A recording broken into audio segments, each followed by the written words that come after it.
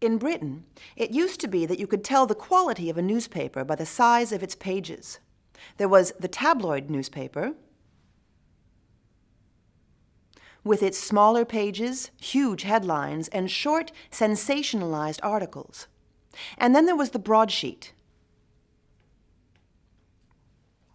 with its larger pages, smaller headlines, and longer, denser articles. Then, the broadsheets decided to become environmentally friendly. To save paper, they switched to the smaller tabloid size. At first, readers worried that the broadsheets, in terms of quality, would become similar to the tabloids. To their relief, this never happened.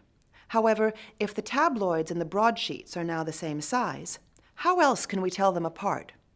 Well, first of all, you just have to look at the headlines. This is a headline you might see in a broadsheet newspaper reporting on a military campaign. Notice, first of all, that the letters are lowercase, not capitals. This makes the tone more serious.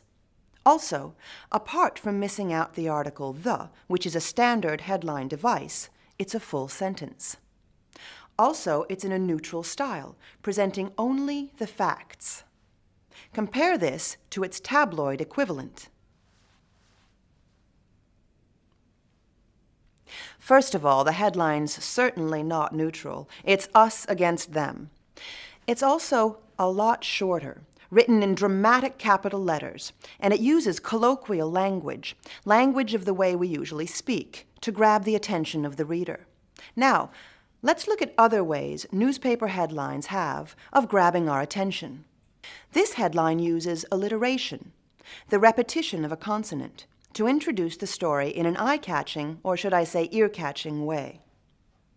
Who do you think Bethany is? What do you think she's achieved? Assonance, the repetition of a vowel sound, is a similar technique. Sounds painful, doesn't it? In every newspaper, the style of headline reflects the content of the news report underneath. Want the latest on the pretty young pop star and her football player boyfriend? Go to the tabloids. Want an in-depth review of the global economy or the latest political reports? Go to the broadsheets. The one thing that tabloids and broadsheets do have in common, however, is they both need to sell. And this means attracting readers. Editors know that providing variety and maintaining reader interest is the most important thing for the survival of their newspaper.